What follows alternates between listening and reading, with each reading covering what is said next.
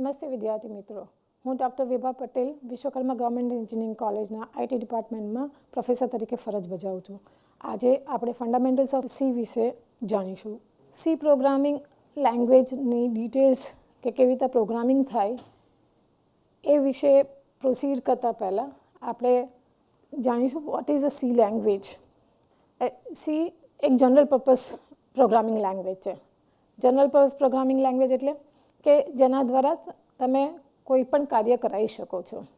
આપણે generations of computer જોયું હતું, તેમાં જોયું હતું કે પહેલાં જનરેશન્સ ઓફ કમ્પ્યુટર જે હતા એમાં ખાલી કોમ્પ્યુટેશનલ ટાસ્ક જ પરફોર્મ કરવા માટે આપણે લેંગ્વેજીસ યુઝ કરતા હતા. પણ જેમ જેમ જનરેશન વધતા ગયા એમ હાઈ લેવલ લેંગ્વેજનું ડેવલપમેન્ટ થયું અને એના દ્વારા જનરલ પર્પઝ પ્રોગ્રામિંગનો સપોર્ટ પણ તમને પ્રોવાઈડ કરવામાં આવે છે. હવે સી એ જનરલ પર્પઝ પ્રોગ્રામિંગ લેંગ્વેજ તો છે જ, પણ એની જે કેરેક્ટરિસ્ટિક્સ છે એ આ પ્રમાણે છે કે એ બેઝિકલી બ્લોક સ્ટ્રક્ચર્ડ લેંગ્વેજ છે. એટલે એની જે પ્રોગ્રામ્સ જે છે એ એક એના જે કાર્યો જે છે તે તમે બ્લોક બાય બ્લોક સ્પેસિફાઈ કરશો. એટલે એને ફંક્શનલ લેંગ્વેજ પણ કહેવામાં આવે છે અને તમે એને બ્લોક સ્ટ્રક્ચર્ડ લેંગ્વેજની કેટેગરીમાં પણ કેટેગરાઇઝ કરી શકો છો. હવે જેમ કે મેં કીધું કે it's a high level programming language. તો સી જે છે એમાં તમારે ડિટેલની અંદર મશીન લેંગ્વેજની જાણકારીની જરૂર નથી રહેતી જ્યારે તમારે પ્રોગ્રામ લખવો હોય ત્યારે. એટલે એને હાઈ લેવલ પ્રોગ્રામિંગ લેંગ્વેજની કેટેગરીમાં કેટેગરાઇઝ કરવામાં આવ્યો છે.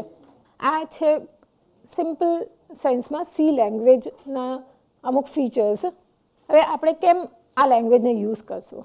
તો તમારી જે રિક્વાયરમેન્ટ છે, જેમ કે સિસ્ટમ, આપણે બ્રોડ લેવલે સોફ્ટવેર્સના કેટેગરાઇઝેશન જોયા હતા. તેની અંદર સિસ્ટમ સોફ્ટવેર્સ તમારે ડેવલપ કરવાની જરૂર પડે, એપ્લિકેશન સોફ્ટવેર્સ ડેવલપ કરવાની જરૂરિયાત પડતી હોય છે. તો આ બધા સોફ્ટવેર્સ જો તમારે ડેવલપ કરવા હોય તો તમારે કોઈ પણ એક લેંગ્વેજનો યુઝ કરીને તમારે એનો ડેવલપમેન્ટનો ટાસ્ક કરવો પડશે. તો સી એક લેંગ્વેજ છે જેના દ્વારા તમે એપ્લિકેશન અને સિસ્ટમ સોફ્ટવેર બેયનું ડેવલપમેન્ટનો ટાસ્ક કરી શકો છો. વધારે પડતો સી લેંગ્વેજનો ઉપયોગ જે છે સિસ્ટમ સોફ્ટવેર્સના ડેવલપમેન્ટમાં થાય છે કમ્પેર ટુ એપ્લિકેશન. કારણ કે થોડુંક સપોઝ તમારે યુઝર ફ્રેન્ડલી સોફ્ટવેર ડેવલપ કરવો હોય તો એ કેસમાં સી લેંગ્વેજમાં થોડો તમારે ટાસ્ક જે છે વધી જતો હોય છે. પણ ઇનિશિયલી જ્યારે કોઈ પણ લેંગ્વેજીસ નહોતી ડેવલપ થઈ ત્યારે સી લેંગ્વેજ જે છે એ એપ્લિકેશન અને સિસ્ટમ સોફ્ટવેર બંને કેટેગરી ઓફ સોફ્ટવેર જે છે ડેવલપ કરવા માટે યુઝ કરવામાં આવતા હતા. અને અત્યારે પણ લોકો એને યુઝ કરી શકે છે જ્યારે ઇન્ટરફેસિંગનો ટાસ્ક ઇન્વોલ્વ થતો હોય કોઈ પણ હાર્ડવેર જોડે સોફ્ટવેરનો, ત્યારે આ સી લેંગ્વેજનો વધારે પડતો ઉપયોગ તે ટાઈમે કરવામાં આવે છે. ઇનિશિયલી સી જે છે એ ખાલી યુનિક્સ ઓપરેટિંગ સિસ્ટમને એવા ટાઈપના ટાસ્ક માટે, એટલે યુનિક્સ જે ઓપરેટિંગ સિસ્ટમ હતું એ ઓપરેટિંગ સિસ્ટમ સીથી ડેવલપ કરવામાં આવ્યું છે. એટલે સ્ટાર્ટિંગના ઇનિશિયલ વર્ષોમાં સિસ્ટમ સોફ્ટવેર્સની કેટેગરીની અંદર આ એક operating system well known operating system છે જે સીથી બનાવવામાં આવ્યું છે. હવેના વર્ષોમાં તમે જોશો કે MySQL, PHP આનો પણ ઉપયોગ ઘણો બધો થઈ રહ્યો છે તમારા ડેટાબેઝ અને વેબ ડેવલપમેન્ટના પર્સપેક્ટિવથી. અને યુનિક્સનું એક સિમિલર વર્ઝન લિનક્સ, તો AOS જે છે એ પણ સી લેંગ્વેજથી બનાવવામાં આવ્યું છે. એટલે તમે જોઈ શકો છો કે સી લેંગ્વેજ જે છે એનો ઉપયોગ સારા એવા લેવલે સિસ્ટમ સોફ્ટવેર્સ ડેવલપ કરવાના પર્સપેક્ટિવથી થઈ રહ્યો છે અને હજુ થાય પણ છે. એટલે ખાલી C language Unix operating system develop કરવા માટે યુઝ કરવામાં આવે છે એવું નથી. તમારે વિન્ડોઝ OS જે છે એ પણ ડેવલપ કરવા માટે સીનો ઉપયોગ કરવામાં આવે છે. તો સમરી જો જોઈએ તો સી લેંગ્વેજ જે છે એ આટલા કેટેગરી ઓફ એપ્લિકેશન જે છે એને સારી રીતે ફૂલફિલ કરવા માટે યુઝ કરવામાં આવે છે. જેમ કે ઓપરેટિંગ સિસ્ટમ છે, કમ્પાઇલર્સ તમારે બનાવવા હોય તો કમ્પાઇલર યુઝ કરવું અને કમ્પાઇલરને બનાવવું એ બંને વસ્તુ અલગ વસ્તુ છે. ઓપરેટિંગ સિસ્ટમ યુઝ કરવું અને ઓપરેટિંગ સિસ્ટમ બનાવવાનું એ બંને ટાસ્ક અલગ છે. સી લેંગ્વેજ ઓપરેટિંગ સિસ્ટમ બનાવવા માટે યુઝ કરવામાં આવે છે. લેંગ્વેજ કમ્પાઇલર્સ બનાવવા માટે તમે એનો ઉપયોગ કરી શકો છો. એસેમ્બલર્સ છે, ઇન્ટરપ્રિટર્સ છે, ટેક્સ્ટ એડિટર છે, નેટવર્ક ડ્રાઈવર્સ છે અને ડેટાબેઝિસ છે. આ બધું વસ્તુ જો તમારે બનાવવું હોય તો સી લેંગ્વેજ દ્વારા તમે બનાવી શકો છો. હવે લેંગ્વેજનું હિસ્ટ્રી જો આપણે જોઈએ તો ફૂલ ફ્લેજ વર્ઝન જે છે સી લેંગ્વેજનું, આપણે એમ ફૂલ ફ્લેજ કહીએ પણ થોડા ઘણા એમાં ડેવલપમેન્ટ તો ચાલતા જ રહેતા હોય છે, પણ જેનું આપણે યુઝ વધારે પડતા ક્વોન્ટિટીમાં કે સી લેંગ્વેજ તરીકે એનો યુઝ જે વધારે અમાઉન્ટમાં થવા લાગ્યો તે હતો 1972 પછી. એટલે ડેનિસ રીચી જે હતા એ આના ઇન્વેન્ટર તરીકે વેલ નોન છે. એમને આ ડેવલપ કરી હતી લેંગ્વેજ, સી લેંગ્વેજ. પણ ખાલી શ્રેય જે છે ડેનિસ રીચીને જતો નથી, ઘણા બધા લોકોએ સી લેંગ્વેજના ડેવલપમેન્ટ માટે કોન્ટ્રીબ્યુશન કર્યું છે. પણ ફોર્મલી જેને કહીએ કે એનો પ્રોપર સી તરીકે ઉપયોગ જે છે એ 1972માં ડેનિસ રીચી દ્વારા સી લેંગ્વેજનું જ્યારે ડેવલપમેન્ટ થયું ત્યારે એનું ફ્લરિશ થયું હતું. ડેનિસ રીચી જે છે એને ઘણું બધું કોન્ટ્રીબ્યુશન કમ્પ્યુટરની ફિલ્ડમાં કર્યું છે અને એના કોન્ટ્રીબ્યુશનને કારણે એમને ઘણા બધા અવોર્ડ્સ પણ રિસીવ થયા છે. અને એ એકચ્યુઅલી બેલ લેબ્સમાં વર્ક કરતા હતા યુએસની. હવે મેં તમને એમ કીધું હતું કે સી લેંગ્વેજ 1972ની અંદર એનું એઝ સચ વધારે પડતો સી લેંગ્વેજ તરીકે એનો ઉપયોગ થવામાં આવ્યો. પણ ઓરિજિનલી જો એનું રૂટ કોઝ જોઈએ તો એલ્ગોલ જે છે ત્યારથી બ્લોક સ્ટ્રક્ચર્ડ લેંગ્વેજનું ડેવલપમેન્ટ સ્ટાર્ટ થયું હતું, જે 1960sમાં સ્ટાર્ટ થયું હતું. પણ એ એલ્ગોલ જે લેંગ્વેજનું નામ છે એને એ શોર્ટ ફોર્મ છે એલ્ગોરિધમિક લેંગ્વેજનું. એ બ્લોક સ્ટ્રક્ચર્ડ લેંગ્વેજ છે અને જનરલી તે વખતે એઝ જ બહુ વધારે પડતું કમ્પ્યુટરનો ઉપયોગ જનરલ પર્પઝ પર્સપેક્ટિવથી ડેવલપ નહોતો થયો અને કમ્પ્યુટર જે છે એનો આમ ઇઝી ટુ યુઝ મિકેનિઝમ કોઈ ડિવાઇસ નહોતી થઈ. એટલે આ લેંગ્વેજ જે છે એ જનરલી ઓપરેટિંગ સિસ્ટમ બનાવવા માટેના પર્સપેક્ટિવથી એનું ડેવલપમેન્ટ થયું હતું. અને થોડા અંશે તમારા કોમ્પ્યુટેશનલ ટાસ્ક પરફોર્મ કરવા હોય તો એલ્ગોરિધમ્સ તમે ડિવાઇસ કરીને આ લેંગ્વેજનો ઉપયોગ જે છે એ થતો હતો. પછી BCPL જે બેઝિક કમ્બાઇન્ડ પ્રોગ્રામિંગ લેંગ્વેજ 1967માં માર્ટિન રિચાર્ડે ડેવલપ કરી હતી, જેનો પણ અમુક અંશે ખાલી ઓપરેટિંગ સિસ્ટમ અને અમુક સિસ્ટમ સોફ્ટવેર્સના ડેવલપમેન્ટના પર્સપેક્ટિવથી એ ફ્લરિશ થયો હતો. એટલે BCPLની સાથે સાથે આ બી લેંગ્વેજ જે છે એ કેન થોમ્સન અને ડેનિસ રીચીએ પાછી ડેવલપ કરી, જે અગેન કન્ફાઇન સિસ્ટમ સોફ્ટવેર્સના પર્સપેક્ટિવથી જ હતી. એ આ BCPL જે છે, બી લેંગ્વેજ છે, આ બધી લેંગ્વેજ ઇન્ડિવિજ્યુઅલ ઓથર્સ બધા એક પછી એક પોતાના રીતે અમુક ફીચર્સ નાખી એડ કરીને એ લેંગ્વેજીસ ડેવલપ કરવા લાગ્યા હતા. પછી આ બંનેનું કોમ્બિનેશન BCPL અને બી લેંગ્વેજના ફીચર્સ અમુક સારા એવા અંશે અડપ્ટ કરીને ડેનિસ રીચીએ ટ્રેડિશનલ સી લેંગ્વેજ ડેવલપ કરી 1972માં. એટલે આપણે જોયું કે 1972માં સી લેંગ્વેજ જે છે એ એનું એઝ સચ પાયો ખોદાઈ ગયો હતો. પણ એના પાયાનું ખોદવાનું કામકાજ તો એકચ્યુઅલી થઈ ચૂકેલું હતું, પણ સી લેંગ્વેજ વાઇડલી યુઝ જે થઈ એ 1972માં સી લેંગ્વેજ તરીકે ડેવલપ થઈ હતી. એટલે આ નામ જે છે, એટલે જેમ કે બી લેંગ્વેજ બન્યું પછી જે નામ અસાઇન કર્યું એ લેંગ્વેજ જે છે એ સી લેંગ્વેજ બન્યું. એટલે એના કોઈ બીજા કોઈ રીઝન છે નહીં કે કેમ સી લેંગ્વેજ નામ આપેલું છે. પછી સબસિક્વન્ટલી કનિંગહેમ અને રીચી એમને અંદર થોડા બીજા ફીચર્સ એડ કર્યા ટ્રેડિશનલ સી લેંગ્વેજની અંદર. એટલે KNRC, આ જે KNR જે છે એ કનિંગહેમ એન્ડ રીચીના નામથી આ લેંગ્વેજ ડેવલપ થઈ. ANSI C, એટલે આમાં પછી હવે કમિટીનું ઇન્વોલ્વમેન્ટ થયું, જેને 1989માં ANSI C લેંગ્વેજને સ્ટેન્ડર્ડાઇઝ કરવાના પર્સપેક્ટિવથી લેંગ્વેજને ફ્લરિશ કરી. ઓકે, અને પછી સબસિક્વન્ટલી 1990માં પાછું ANSI અને ISO બંને સર્ટિફાઈ કરીને સી લેંગ્વેજને વાપસ ડેવલપ કરી, થોડા રિવિઝન્સ કરીને. હવે એઝ સચ આ C99 આપણે નેક્સ્ટ સ્લાઇડમાં જોઈશું કે C99 જે છે એ એકચ્યુઅલી C88, 89, 90 એ બધાના પછીની છેલ્લી અને પછી C11 છેલ્લે તમારી ઇવોલ્વ થયેલી છે એ તમને લિસ્ટ આઉટ કરવામાં આવશે. મેં તમને જે ડિસ્કસ કર્યું અત્યારે કે સી લેંગ્વેજ જે છે એ BCPL અને બી લેંગ્વેજમાંથી ડેવલપ કરવામાં આવી છે. મેં તમને પહેલાં પણ કીધું કે ઓલ OS મેજર OS જે આપણા હતા એ સી લેંગ્વેજમાં બનાવવામાં આવે છે ને ઇન્ક્લુડિંગ વિન્ડોઝ. એટલે એ બહુ ઇમ્પોર્ટન્ટ ટાસ્ક છે. એટલે તમને એમ લાગે કે સી લેંગ્વેજ ભણવાની કેમ જરૂર છે, કારણ કે એઝ તો અત્યારે જે પ્રોગ્રામિંગના પર્સપેક્ટિવથી ઘણા બધા high level programming tools available છે જે તમારો પ્રોગ્રામિંગનો ટાસ્ક જે છે તે બહુ સિમ્પ્લિફાઈ કરે છે. સીની અંદર તો તમારે સપોઝ એક બટન પણ બનાવવું હોય તો એ બટન એટલે રેડિયો બટન કે તમારે કોઈક ક્લિક બટન બનાવવું હોય તો એના માટે તમારે ઘણું બધું પ્રોગ્રામિંગ કરવું પડે અને બહુ જ ઇન્વોલ્વ પ્રોગ્રામિંગ હોય જે તમે એકચ્યુઅલી એ પર્ટિક્યુલર ટાઈમની અંદર કોઈ બીજી હાઈ લેવલ લેંગ્વેજ તમે યુઝ કરો તો હાર્ડલી વિધિન 5 to 10 મિનિટ્સ તમે એનો યુઝ પણ કરવા લાગી જશો. એટલે એ કેસમાં તમને એમ ફીલ થાય કે સી લેંગ્વેજ કેમ યુઝ કરવી જોઈએ, જેમ કારણ કે એના ટાસ્ક આટલા બધા ટફ છે બધું કરવા માટે, તો પણ આપણે સી લેંગ્વેજ ભણવી શું કરવા જોઈએ.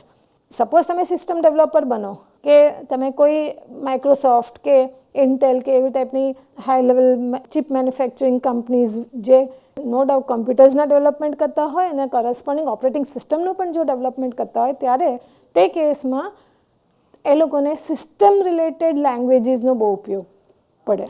સી જે છે એ બહુ વેલ નોન સિસ્ટમ લેંગ્વેજ છે. એટલે સપોઝ સિસ્ટમ ડેવલપમેન્ટના પર્સપેક્ટિવથી કોઈ પણ કામ જો કરવું હોય તો આ લેંગ્વેજ દ્વારા ઘણી સારી રીતે થઈ શકે છે. ઓકે, એટલે આપણે એક વર્ડ જોયો આંસી, તો એ આંસી સી જે છે એ શેના ઉપરથી આવે છે? American national standard institute. એટલે આની અંદર એક જ વ્યક્તિ નહીં હોય, આની અંદર ઘણા બધા લોકો જે હશે એ ઇન્વોલ્વ હશે. એટલે કોઈ પણ સ્ટેન્ડર્ડાઇઝેશન પ્રોસેસ હશે ને, કોઈ પણ લેંગ્વેજ જે છે એને સ્ટેન્ડર્ડાઇઝેશનનું કામ કરવાનું હોય કે પછી કોઈ પણ પ્રોસેસીસ છે એને સ્ટેન્ડર્ડાઇઝ કરવા માટે એક ઇન્ડિવિજ્યુઅલ જે છે એ ના કરે એ વસ્તુને સ્ટેન્ડર્ડાઇઝ કરી શકે.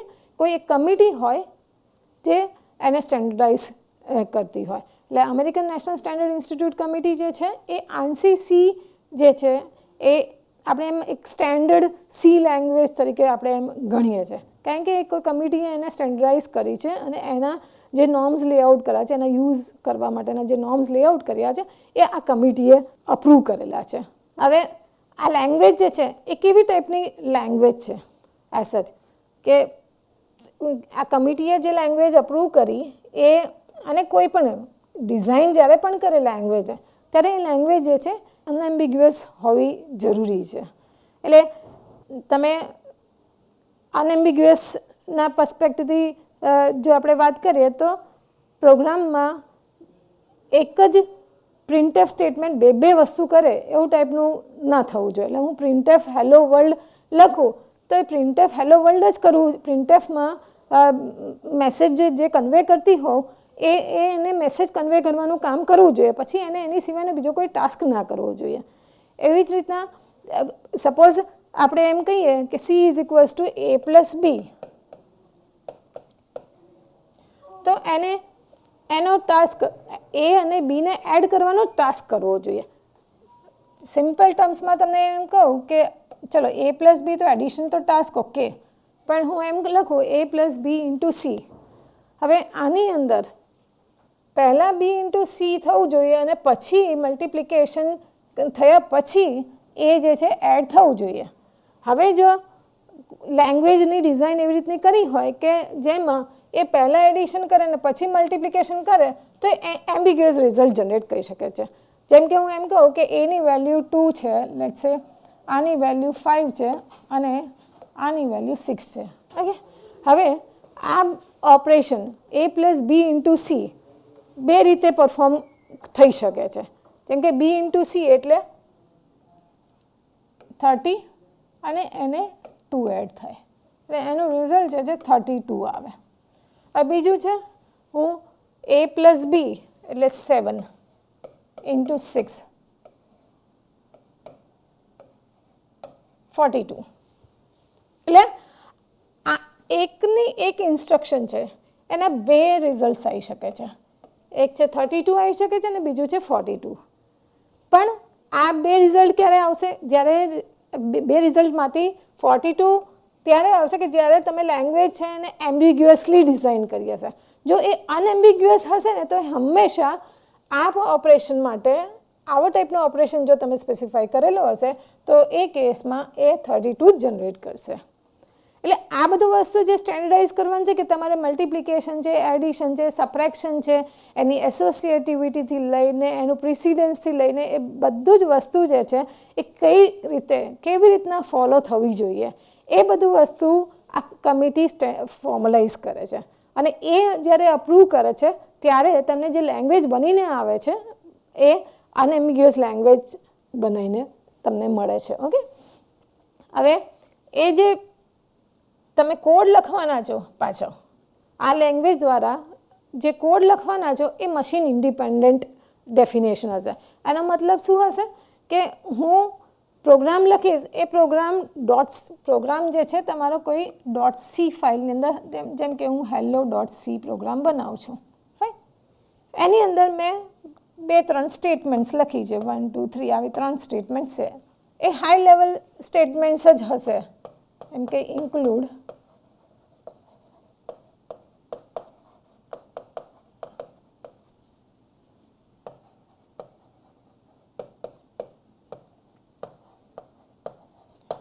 આવી સ્ટેટમેન્ટ કંઈક મેં લખી છે.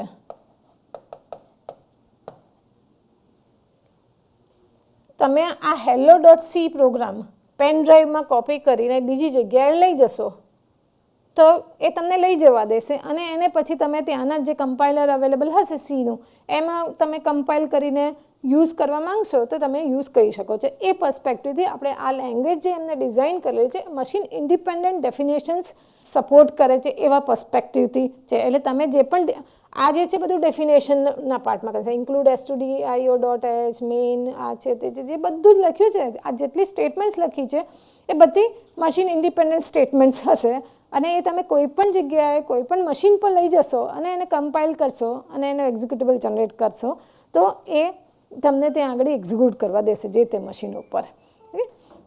હવે આના જે ડોક્યુમેન્ટેશન્સ હશે એ બધા ડોક્યુમેન્ટેશન જે છે જેમ ANSI C ના જે ડોક્યુમેન્ટેશન છે એને જે છે ને આવી રીતના રેફર કરવામાં આવે છે. ANSI ISO 9899:1990 એટલે ANSI C જે લેંગ્વેજ છે એના ડોક્યુમેન્ટેશનને રેફર જો કરવા માંગતા હો તમે તો એને આવી રીતના રેફર થતા હોય છે.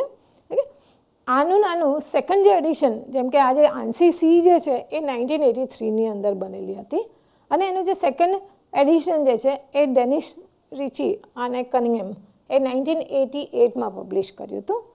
એકચ્યુઅલી આ જે C1988 છે ને એટલે તમને છે ને ઘણી બધી જગ્યાએ C88 છેલ્લે આપણું C99 એટલે જે તે વર્ષની અંદર એ લેંગ્વેજમાં મોડિફિકેશન્સ ઇન્ટિગ્રેટ કરવામાં આવે ને એ વર્ષ જે છે એ Cની પાછળ જોડી દેવામાં આવ્યા છે અને એને એ પર્સપેક્ટિવથી એનું જે નેમિંગ કન્વેન્શન યુઝ થાય છે ને એટલે લેંગ્વેજનું જે આપણે C લેંગ્વેજને જે જાણવા આવે છે કે આ વર્ઝન જે છે એ C89 વર્ઝન તમે યુઝ કરો છો કે C90 વર્ઝન યુઝ કરો છો એટલે એ વર્ષનું ડેવલપ કરેલી લેંગ્વેજના સિન્ટેક્સ અને સિમેન્ટિક્સ તમે યુઝ કરો છો એનો મતલબ એવો નીકળે છે. ઠીક, તરફ પ્રોસીડ કરતાં પહેલાં આપણે કેરેક્ટરિસ્ટિક્સ ઓફ C લેંગ્વેજ વિશે માહિતી લઈએ. હવે C કમ્પાઇલર જે છે એ 2 કેપેબિલિટીઝ એની અંદર પૂરી પાડે છે. એક તો એસેમ્બલી લેંગ્વેજની કેપેબિલિટી અને એક હાઈ લેવલ લેંગ્વેજની કેપેબિલિટી. હવે એસેમ્બલી લેંગ્વેજની કેપેબિલિટીને કારણે શું થાય છે કે C લેંગ્વેજ જે છે એ મશીનથી થોડી નજીક રહી છે અને હાઈ લેવલ લેંગ્વેજની કેપેબિલિટીને કારણે એ યુઝરથી નજીક રહી છે. એટલે બંને યુઝર અને મશીન વચ્ચેનો જે ગેપ છે એ બ્રિજ કરવા માટેનું કામકાજ જે છે એ C લેંગ્વેજ પ્રોવાઈડ કરે છે. હવે આ જે કેપેબિલિટી લેંગ્વેજની જે અવેલેબલ છે એને કારણે તમે સિસ્ટમ સોફ્ટવેર્સના ડેવલપમેન્ટનો ટાસ્ક અને બિઝનેસ પેકેજીસ ડેવલપ કરવા હોય કાં તો કોઈ નોર્મલ એપ્લિકેશન્સ પણ તમારે ડેવલપ કરવા હોય જે સિસ્ટમ સોફ્ટવેર સિવાયના હોય એ એપ્લિકેશન ડેવલપમેન્ટનો ટાસ્ક જે છે એ ઇઝીલી ફૂલફિલ કરી શકો છો. એટલે બેઝિકલી આપણે એમ જોઈએ કે એસેમ્બલી લેંગ્વેજ જે છે એ તમારા સિસ્ટમ સોફ્ટવેરને રિક્વાયરમેન્ટ ફૂલફિલ કરવા માટે વધારે સારી રીતના એનો યુટિલાઇઝેશન પ્રોવાઈડ કરશે અને હાઈ લેવલ લેંગ્વેજ જે છે એ બિઝનેસ પેકેજીસના પર્સપેક્ટિવથી સપોર્ટ પ્રોવાઈડ કરવા માટેની રિક્વાયરમેન્ટ ફૂલફિલ કરશે. એટલે આ એક કેરેક્ટરિસ્ટિક છે સી લેંગ્વેજની, જે ખૂબ ઉપયોગી કેરેક્ટરિસ્ટિક છે યુઝરને પ્રોગ્રામ ડેવલપ કરવા માટે ની રિક્વાયરમેન્ટ ફૂલફિલ કરવા માટે. બીજી જે કેરેક્ટરિસ્ટિક્સ છે એ છે કીવર્ડ્સ. સી જે છે એના પ્રોગ્રામિંગ કરવા માટે જે ફિક્સ સેટ ઓફ જે કીવર્ડ્સ પ્રોવાઈડ કરે છે એ ખાલી 32 કીવર્ડ્સ છે. એને કારણે શું છે, તમારે બહુ ઓછું યાદ રાખવું પડે. પ્રોગ્રામ બનાવતી વખતે જો જેટલા નંબર ઓફ કીવર્ડ્સ ઓછા હશે એમ એ સહેલાઈથી તમને યાદ પણ રહેશે અને એને યુઝ કરવાના પોઈન્ટ ઓફ વ્યૂથી પણ એ ઇઝીલી તમે યુઝ કરી શકશો. એટલે કારણ કે સી લેંગ્વેજની સાઇઝ સ્મોલ છે એટલે એ in terms of execution time, in terms of writing program એ ઓછો ટાઈમ લેશે. સી લેંગ્વેજ જે છે એ સ્ટ્રક્ચર્ડ લેંગ્વેજ છે. એટલે આપણે જોયું હતું કે જે સૌથી પહેલાં જે લેંગ્વેજ ડેવલપ થઈ હતી એલ્ગોલ, એ બ્લોક સ્ટ્રક્ચર્ડ લેંગ્વેજ છે. એ જ કેરેક્ટરિસ્ટિક્સ ઓલમોસ્ટ એના જે પણ ઇનહેરિટન્સ હતા પાછળથી જે લેંગ્વેજ ડેવલપ થયેલી હતી, બી લેંગ્વેજ ને VPCL લેંગ્વેજ ને સબસિક્વન્ટ લેંગ્વેજીસ સી પહેલાંની, એ બધી લેંગ્વેજીસ જે છે એ સ્ટ્રક્ચર્ડ લેંગ્વેજીસની કેટેગરીમાં જ આવતી હતી. હવે સી લેંગ્વેજ પણ સ્ટ્રક્ચર્ડ લેંગ્વેજની કેરેક્ટરિસ્ટિક્સ પ્રોવાઈડ કરે છે. એટલે સ્ટ્રક્ચર્ડ લેંગ્વેજમાં શું હોય કે તમારી પાસે બ્લોક્સ ફંક્શન્સને રિપ્રેઝેન્ટ કરવા માટે તમને પ્રોવાઈડ કરવામાં આવશે, જેની અંદર તમે તમારી ફંક્શનાલિટી જે છે એ પ્રોવાઈડ કરી શકો છો. એટલે પ્રોગ્રામ જે છે એ વન ઓર મોર ફંક્શન્સથી તમે બનાવી શકશો સ્ટ્રક્ચર્ડ લેંગ્વેજ યુઝ કરીને. આ એક બહુ સારી કેરેક્ટરિસ્ટિક છે સી લેંગ્વેજની. બીજું જે છે એ સી કમ્પાઇલર જે છે એ માર્કેટમાં ઘણા બધા અવેલેબલ છે, ઘણા ટાઈપના. જેમ કે એક્ઝામ્પલ તમને કહું, GCC કમ્પાઇલર.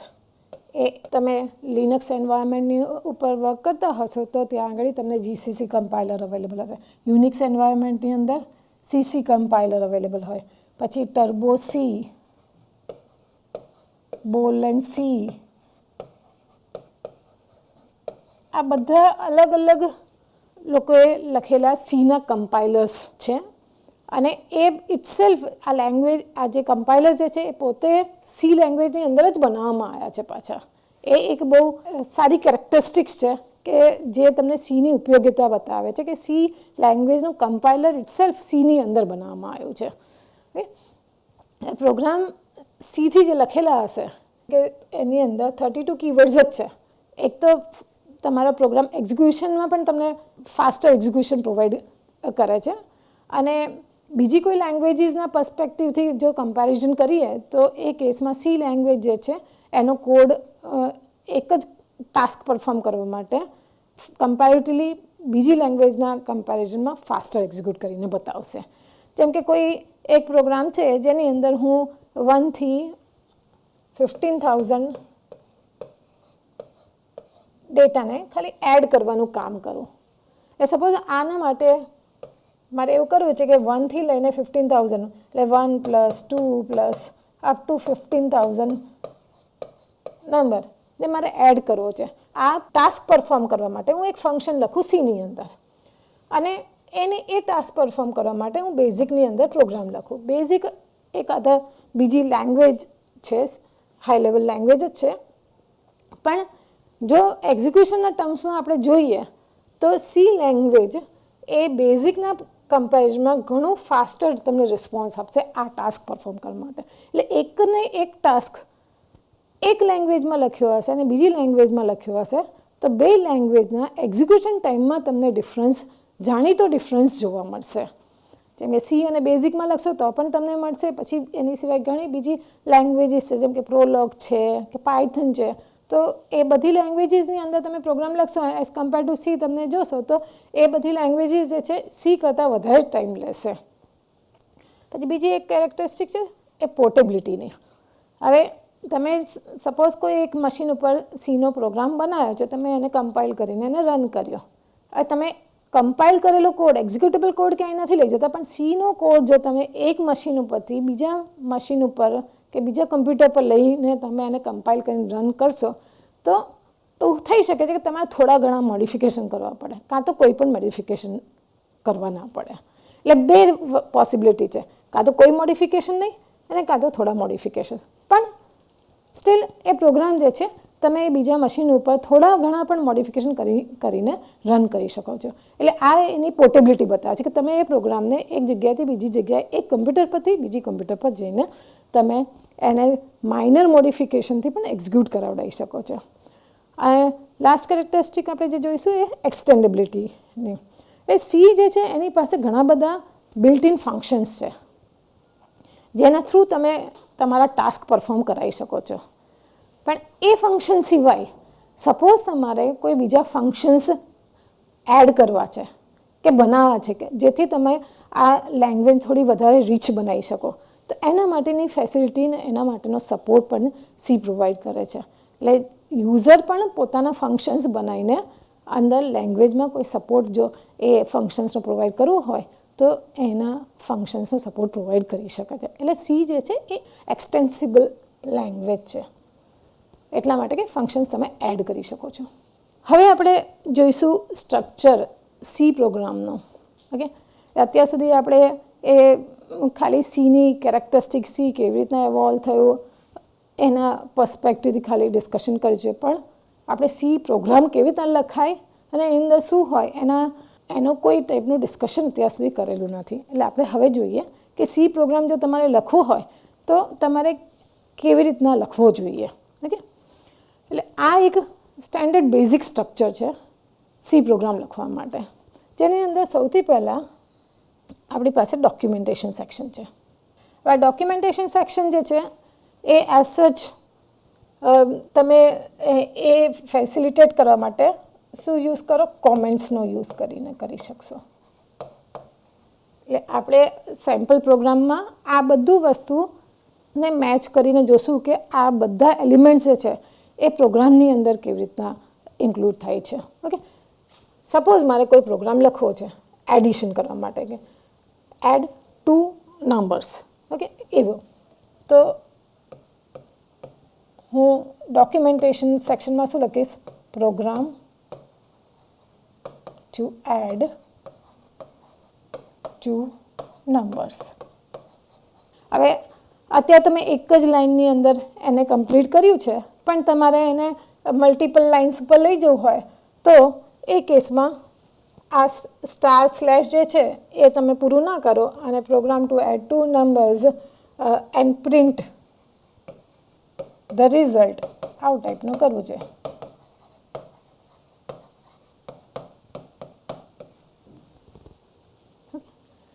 તો slash star and star slash આના વડે તમે કોમેન્ટ્સ મેન્શન કરી શકો છો.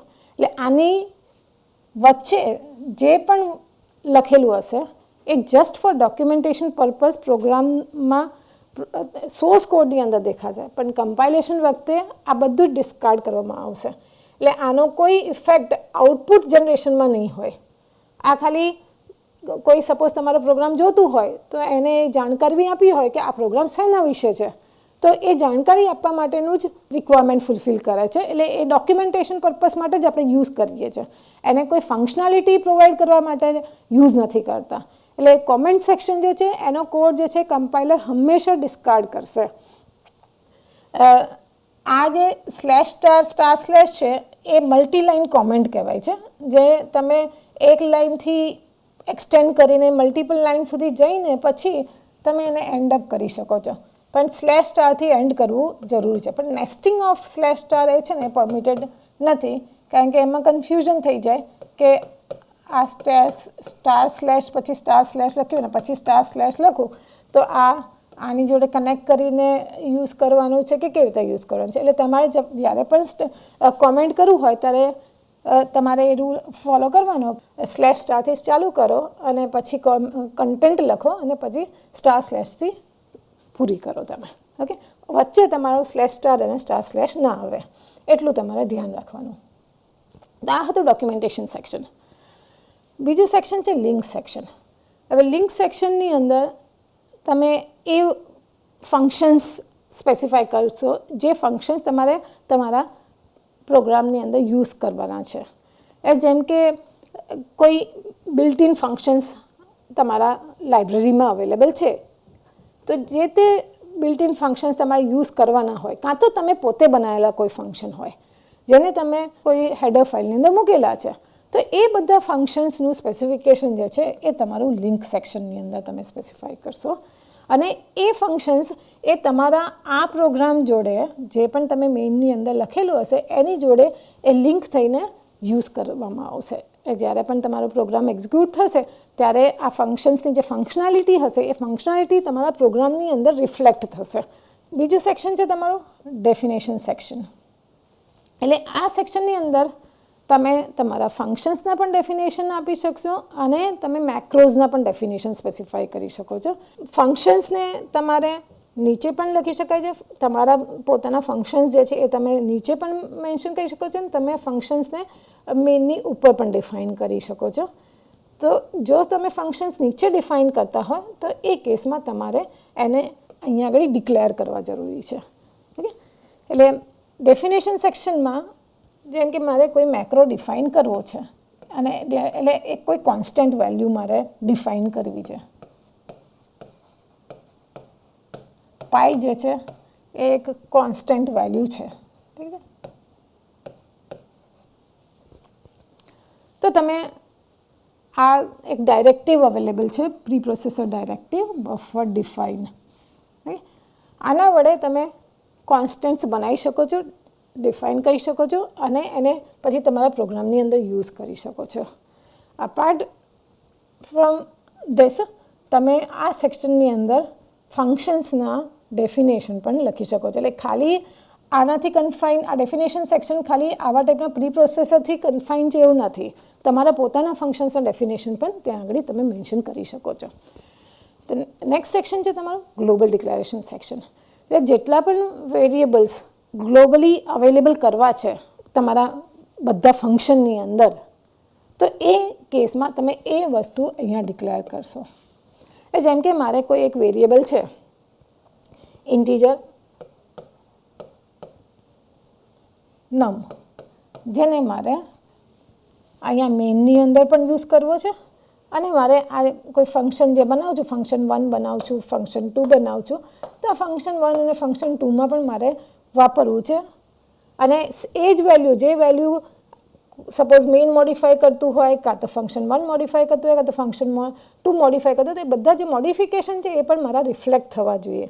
તો એવું ટાઈપનું જો મારી રિક્વાયરમેન્ટ હોય તો એ કેસમાં એવા ટાઈપના વેરિયેબલ્સને હું ગ્લોબલ ડિક્લેરેશન સેક્શનની અંદર ડિક્લેર કરીશ. આ સેક્શનની અંદર તમે કોઈ બીજા પ્રોગ્રામને તમારે જો વેલ્યુઝ પાસ ઓન કરવી હોય આ પ્રોગ્રામ દ્વારા, કાં તો બીજા કોઈ ફંક્શન, એક પ્રોગ્રામની અંદર ઘણા બધા ફંક્શન્સ હોઈ શકે અને ઘણા બધા ફંક્શન અલગ અલગ ફાઇલમાં પણ એક્ઝિસ્ટ કરી શકે છે. જો તમારે આ વેરિયેબલ્સને એ બધા અલગ અલગ ફાઇલને પણ પ્રોવાઈડ કરવા હોય તો એ કેસમાં તમે એ વેરિયેબલ્સનું ડિક્લેરેશન જે છે આ ગ્લોબલ ડિક્લેરેશન સેક્શનની અંદર કરશો. ઠીક છે. એટલે આ હતું તમારો પ્રોગ્રામ લખતા પહેલાંનો પાર્ટ. ઓકે, આ તમારો જે પ્રોગ્રામ જે છે સ્ટાર્ટ થવાનો છે એ તમારો મેઇનથી સ્ટાર્ટ થશે. એટલે એક મેન્ડેટરી રિક્વાયરમેન્ટ સીની અંદર એવી છે કે કોઈ પણ પ્રોગ્રામ જે છે એ મેઇનથી સ્ટાર્ટ થશે. એટલે મેઇન એ મસ્ટ છે. ઓકે, પણ મેઇન એક જ વખત એક્ઝિસ્ટ થવું જોઈએ. એ સપોઝ કોઈ પ્રોગ્રામ તમારો છે એ મલ્ટિપલ ફાઇલ્સમાં એક્ઝિસ્ટ કરે છે. જેમ કે આ ફંક્શન બંધ છે, મારી પાસે એક P1 કરીને પ્રોગ્રામ છે. ઠીક છે. આ P1 પ્રોગ્રામની અંદર મેઇન મારું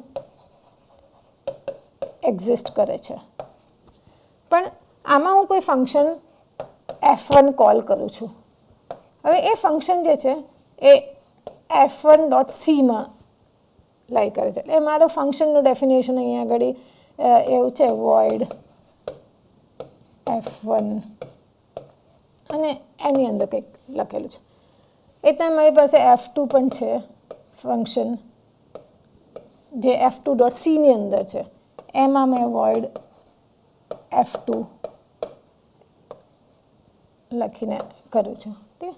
હવે f1 અને f2 એ મારી અહીંયાની રિક્વાયરમેન્ટ છે. તો હું આ ફંક્શન્સ ક્યાંક એક્ઝિસ્ટ કરે છે એનું સ્પેસિફિકેશન જે છે, એનું ડિક્લેરેશન જે છે ને, હું અહીંયા ગ્લોબલ ડિક્લેરેશન સેક્શનની અંદર કરી શકું છું. એમ કહીશ કે હું એક એક્સટર્નલ ફંક્શન યુઝ કરું છું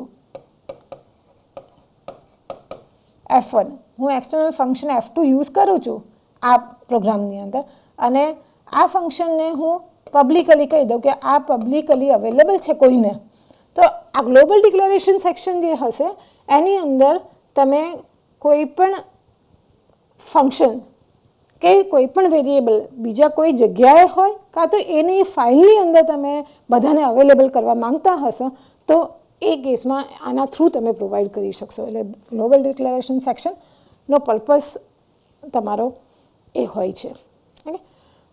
મેઇન હવે મેં કીધું કે p1.c છે એમાં મેં મેઇન બનાવ્યું, એટલે મારો p1.c જે છે ને એ બીજા બધા ફંક્શન્સ વાપરવાનો છે. ઠીક છે. તો એ બીજા બધા ફંક્શન્સ જે છે f1.c અને f2.c એક્ઝિસ્ટ કરે છે. હવે f1.c અને f2.c જે છે એની અંદર હું મેઇન નહીં બનાવું. હવે મેઇન તો મારો એકનો એક જ રહેશે, જે એકચ્યુઅલ પ્રોગ્રામ જ્યાંથી ચાલુ થવાનો છે એ p1.c અંદર છે. તો p1.c જે છે એમાં જ એક મેઇન એક્ઝિસ્ટ કરતું હશે અને બીજી કોઈ જગ્યાએ તમારું મેઇન એક્ઝિસ્ટ નહીં કરે. એટલે મેઇન એક જ વખત તમારું પ્રોગ્રામની અંદર લખવામાં આવશે, એ તમારે ધ્યાન રાખવાનું છે સી પ્રોગ્રામ બનાવતી વખતે. હવે આ ફંક્શન કે કોઈ પણ ફંક્શન, એ પછી મેઇન હોય કે પછી f1 ફંક્શન છે કે f2 ફંક્શન છે, બધાની અંદર તમારે જે બે મેઇન પાર્ટ એક્ઝિસ્ટ કરતા હશે એ ડિક્લેરેશન પાર્ટ છે ને એક્ઝિક્યુશન પાર્ટ છે. નામ જેવી જ કેરેક્ટરિસ્ટિક્સ હોય એ પાર્ટની. એ ડિક્લેરેશન પાર્ટ જે છે એમાં વેરિયેબલ્સનું ડિક્લેરેશન કરવામાં આવશે અને એક્ઝિક્યુટેબલ પાર્ટની અંદર તમારે જે કામ કરાવડાવવાનું છે, જે તમારે કોમ્પ્યુટેશન કે જે પણ આઉટપુટ જોઈએ છે એના કરસ્પોન્ડિંગ જે પણ ટાસ્ક હશે એ તમારા એક્ઝિક્યુટેબલ પાર્ટની અંદર મેન્શન કરેલો હશે. એટલે વેરિયેબલનું ડિક્લેરેશન્સ એ તમારા ડિક્લેરેશન પાર્ટની અંદર હશે અને એક્ઝિક્યુટેબલ પાર્ટમાં એ વેરિયેબલ જે તમે ડિક્લેર કરેલા હશે એ તમે વાપરીને એના દ્વારા કંઈક તમે કામ કરાવડાવી શકશો. ઓકે.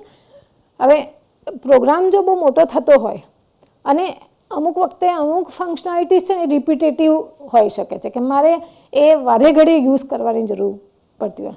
એટલે બ્લોક સ્ટ્રક્ચર્ડ લેંગ્વેજની કેરેક્ટરિસ્ટિક્સ જ એવી હોય કે તમને એવા અલગ અલગ બ્લોક્સ બનાવવાની ફેસિલિટી પ્રોવાઈડ કરે. Blocks in the form of function. એટલે ફંક્શન્સ જે છે એ જો તમારે કોઈ ટાસ્ક જે છે એ મલ્ટિપલ ટાઈમ એક્ઝિક્યુટ કરવાનો છે તો તમે એને એક ફંક્શનની અંદર મૂકી દો અને પછી એ ફંક્શનને વારે ઘડીએ કોલ કરી દો. તમે એકને એક વસ્તુ રિપીટેડલી લખો એની જગ્યાએ તમારે ખાલી આ ફંક્શનને કોલ કરીને તમે મૂકી દેશો તો એ જ ટાસ્ક તમારો પરફોર્મ થઈને આવી જશે. એટલે હવે સપોઝ તમે કોઈ એ ફંક્શનાલિટી બનાવી છે તો એ ફંક્શન્સનું સ્પેસિફિકેશન જે છે એ તમે કાં તો મેઇનની પછી લખી શકો છો અને મેઇનની પહેલાં પણ તમે લખી શકો છો તમારા ડેફિનેશન સેક્શન. અહીંયા તમે ફંક્શનનું ડેફિનેશન સેક્શનની અંદર તમે ફંક્શનનું ડેફિનેશન પણ મેન્શન કરી શકો છો. પણ સપોઝ તમે ફંક્શનનું ડેફિનેશન જે છે ઉપર કર્યું તો મેઇનને ખબર છે કે આ ફંક્શન કયા ફંક્શન છે, પણ જો તમે ફંક્શનને ડિફાઇન નીચે કર્યું છે મેઇનની પછી તો મેઇનને ખબર નથી કે કયા ફંક્શન એક્ઝિસ્ટ કરે છે. એટલે તમારે શું કરવું પડે કે જે પણ ફંક્શન તમે અહીંયા આગળ ડિફાઇન કરો છો આ નીચેના ભાગની અંદર એનું તમારે ડિક્લેરેશન જે છે એ મેઇનની પહેલાં કરી દેવું જોઈએ, જેથી મેઇનને ખબર પડે કે આ બધા ફંક્શન જે છે મારા પછી એક્ઝિસ્ટ કરે છે એટલે હું એ ફંક્શન્સને કોલ કરી શકું છું મારા ટાસ્ક પરફોર્મ કરવા માટે. તો આ છે બેઝિક સ્ટ્રક્ચર આપણા સી પ્રોગ્રામનું. આને જો ફોલો કરીએ તો એનાથી તમને સારી રીતે સી પ્રોગ્રામ લખવાની ફેસિલિટી પ્રોવાઈડ થશે. હવે આને ઇલસ્ટ્રેટ કરવા માટે આપણે થોડા એક્ઝામ્પલ સાથે જોઈશું કે આ પ્રોગ્રામ્સ જે મેં તમને સ્ટ્રક્ચર બતાવ્યું સ્ટ્રક્ચરને પ્રોગ્રામ્સની જોડે કનેક્ટ કરીને તમને બતાવી દઉં કે એ શું છે.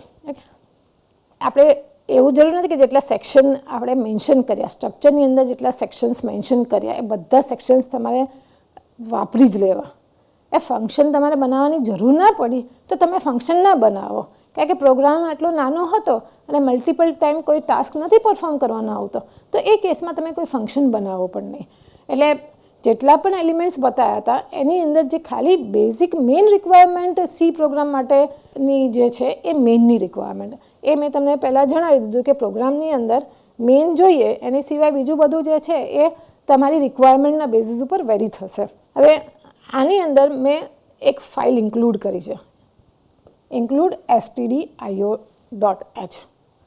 આ એકચ્યુઅલી લિંકિંગથી રિલેટેડ ટાસ્ક માટે ઇન્વોલ્વ થશે. કેમ લિંકિંગથી રિલેટેડ ટાસ્ક? પહેલાં તો આ include stdio.h ને સમજવું જરૂરી છે કે શું છે આવું. તમે હેશ યુઝ કરશો ને કોઈ પણ પ્રોગ્રામની અંદર મેઇન પહેલાં હેશ યુઝ કરેલું હશે ને તો એ શું ઇન્ડિકેટ કરે છે? એક પ્રી પ્રોસેસર ડાયરેક્ટિવ.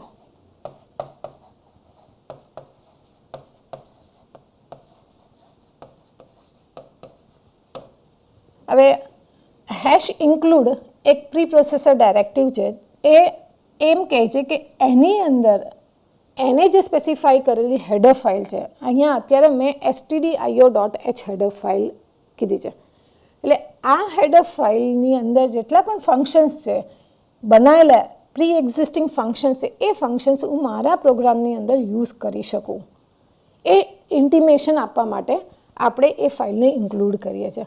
અને એ ઇન્ક્લુડ સ્ટેટમેન્ટ આપણે લખ્યું ને એટલે એનાથી શું થાય કે એ કમ્પાઇલરને એ જણાવશે આમાં જે મેન્શન કરેલી હેડર ફાઇલ છે એ કમ્પાઇલેશન અને કાં તો લિંકિંગ વખતે આના ફંક્શન જે છે એ તમારા આ પ્રોગ્રામ જોડે લિંક થઈ જવા જોઈએ. એ જે પણ તમે મેઇનની અંદર જેટલું પણ લખેલું છે એ ફંક્શનાલિટી સાથે સાથે આ ફંક્શનાલિટી જે એની અંદરની હતી એ બધી ફંક્શનાલિટી આની જોડે લિંક થઈને તમે આ પ્રોગ્રામને એક્ઝિક્યુટ કરી શકો એવું ટાઈપનું તમારું થવું જોઈએ. ઓકે, એટલે ઇન્ક્લુડ stdio.h એ પ્રી પ્રોસેસર ડાયરેક્ટિવ છે જે એ કહે છે કે standard input output header file stdio એટલે standard input output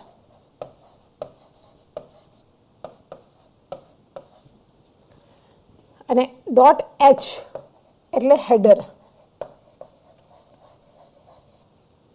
standard input output header ફાઇલની અંદર બધા ઇનપુટ આઉટપુટ રિલેટેડ ફંક્શન્સ જે છે એના ડેફિનેશન્સ એક્ઝિસ્ટ કરશે.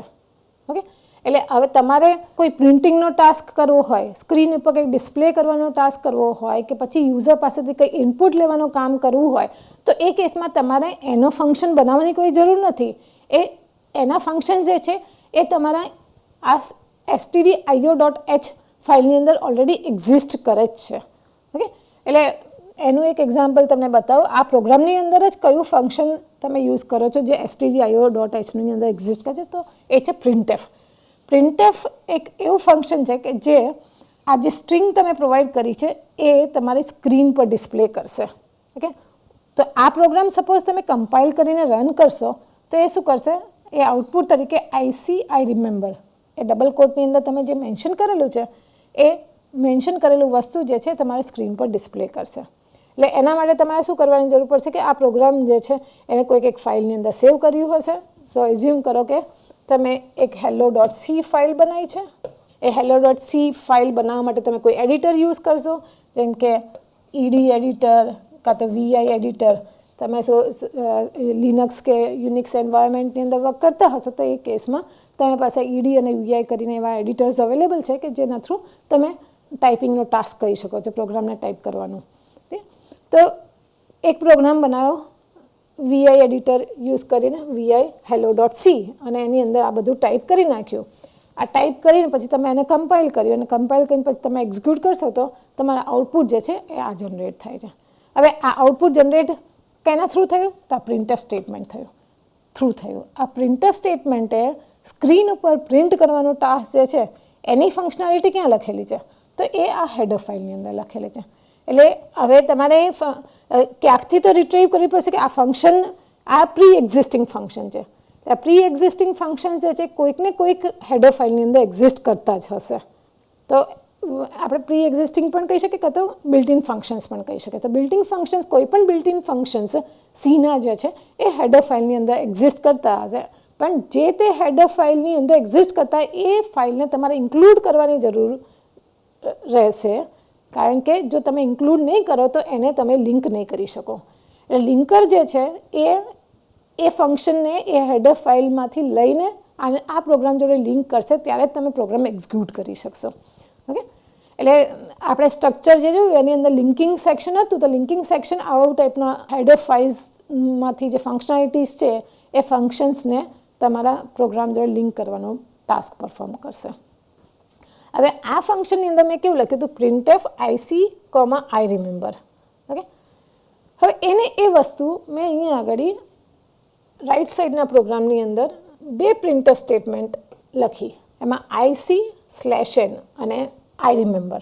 આ /nથી શું ડિફરન્સ પડે છે, તો હું સપોઝ આની જગ્યાએ એમ લખું printf IC અને કોમા અને સ્પેસ રાખીને એક ડબલ કોટ કરીને આવું લખું અને printf I remember. જો સપોઝ મેં મેઇનની અંદર આ બે સ્ટેટમેન્ટ લખી હોત ને તો એ કેસમાં આઉટપુટ તમારું આવત IC, I remember. ભલે મેં બે વખત પ્રિન્ટફ સ્ટેટમેન્ટ યુઝ કરી છે, પણ આઉટપુટ જે છે એ આવું જ આવશે. પણ જો હું IC, સ્પેસ કરીને /n કાં તો સ્પેસ વગર પણ હું /n લખું અને પછી બીજી વખત પ્રિન્ટફ ફંક્શનને કોલ કરીને I remember લખું તો એનાથી આઉટપુટ આવી રીતનું આવશે. એટલે I remember બીજી લાઈન ઉપર આવશે. એટલે આ જે છે ન્યૂ લાઇન કેરેક્ટર, /n જે છે એ ન્યૂ લાઇન કેરેક્ટર છે. એટલે એ એમ કહે છે કે હવે આના પછીની જે સ્ટેટમેન્ટ પ્રિન્ટફ સ્ટેટમેન્ટ છે એનું જે સ્ટ્રિંગ છે, કંટ્રોલ સ્ટ્રિંગ જે છે, જે તમે ડિસ્પ્લે કરવા માટે આપવા માંગો છો, એ નેક્સ્ટ લાઇન ઉપર પ્રિન્ટ થવી જોઈએ, એને એ લાઇન ઉપર ના પ્રિન્ટ કરવી જોઈએ. એ તમે અહીંયા આગળ ડબલ કોટની અંદર જે મેન્શન કરો છો એ કંટ્રોલ પ્રિન્ટફ માટેની કંટ્રોલ સ્ટ્રિંગ છે, જે તમે ખાલી ડિસ્પ્લે કરાવડાવવાની છે. આ તો એક સિમ્પલેસ્ટ એક્ઝામ્પલ જે ડિસ્પ્લે કરવા માટેનો હતો. આ બીજો પ્રોગ્રામ જોઈએ જેની અંદર મેં થોડું કોમેન્ટિંગ પણ કર્યું છે, એ ડોક્યુમેન્ટેશન કર્યું. હવે ડોક્યુમેન્ટેશન માટે એવા ટાઈપના કન્સ્ટ્રેન્ટ્સ નથી કે તમારું ડોક્યુમેન્ટેશન જે છે સૌથી પહેલી લાઇન ઉપર જ લખો. તમે એને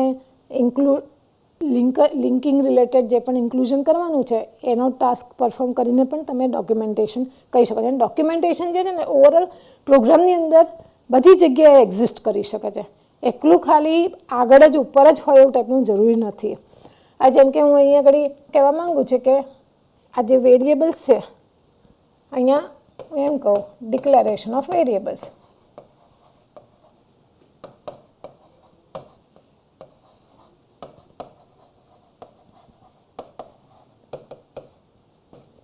આ ફર્સ્ટ લાઇન છે એ વેરિયેબલને ડિક્લેર કરે છે. આ જે છે સેકન્ડ લાઇન છે એ ઇનિશિયલાઇઝ કરે છે વેરિયેબલ 1 ને.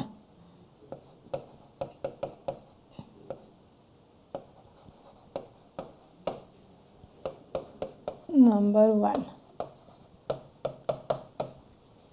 હું તમને જે જણાવવા માંગુ છું એ છે કે કોમેન્ટ જે છે એ કોઈ એક સ્પેસિફિક લોકેશનથી કન્ફાઇન નથી. તમે પ્રોગ્રામની વચ્ચે પણ ક્યાંય પણ આનું ડોક્યુમેન્ટેશન તમારે જો કરવું હોય તો તમે કરી શકો છો. એટલે આ નંબર 2 માટે પણ હું એમ લખી શકું ઇનિશિયલાઇઝેશન ઓફ નંબર 2, પછી અહીંયા આગળ એડિશન થઈ રહ્યું છે એના પર્સપેક્ટિવથી મારે કોઈ કોમેન્ટ લખવી હોય તો લખી શકું. અને પછી લાસ્ટ છે પ્રિન્ટિંગ રિલેટેડ ટાસ્ક થઈ રહ્યો છે.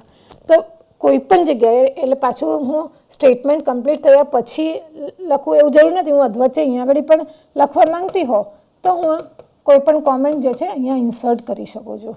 ઓકે, એટલે કોમેન્ટ્સ માટે કોઈ રિસ્ટ્રિક્શન્સ છે નહીં અને કોમેન્ટ્સની અંદર સ્પેસીસ હોઈ શકે છે તમારી. આ પ્રોગ્રામ જે છે એ એડિશન ઓફ 2 નંબર્સ કરે છે, નંબર 1 અને નંબર 2નું એડ કરે છે જે આ સ્ટેટમેન્ટમાં મેન્શન કરે છે અને પછી એને સમ કરીને ડિસ્પ્લે કરે છે. સેક્શન્સ બધા ક્લિયર છે. મેઇન આપણી મેન્ડેટરી રિક્વાયરમેન્ટ છે તો આપણે મેઇન મેન્શન કર્યું. હવે આપણે શું કર્યું? અહીંયા ડિક્લેરેશન કર્યું. આપણે જે સ્ટ્રક્ચર ઓફ સી પ્રોગ્રામ જોયો તો એની અંદર કોઈ પણ ફંક્શન છે એમાં બે પાર્ટ હશે. એક ડિક્લેરેશન સેક્શન હશે અને એક એક્ઝિક્યુટેબલ સેક્શન હશે. આ તમારો ડિક્લેરેશન સેક્શન. તો આપણે વેરિયેબલ્સ બધા ડિક્લેર કર્યા છે એવું કહીએ છીએ આપણે. ઠીક છે. યુઝ કરતાં પહેલાં કોઈ પણ વેરિયેબલ જે છે તમારે ડિક્લેર કરવો જોઈએ. એ સીની રિક્વાયરમેન્ટ છે. બધી લેંગ્વેજમાં અલગ અલગ ટાઈપનું રિક્વાયરમેન્ટ હોઈ શકે, કારણ કે સી જે છે ટાઈપ્ડ લેંગ્વેજ છે.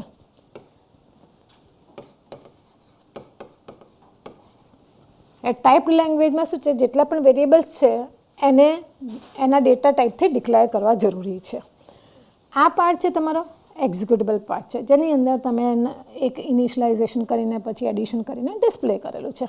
એટલે આ પ્રોગ્રામનું જે આઉટપુટ આવશે, તમે જો એને કમ્પાઇલ કરીને એક્ઝિક્યુટ કરશો તો એ 44 ડિસ્પ્લે કરશે.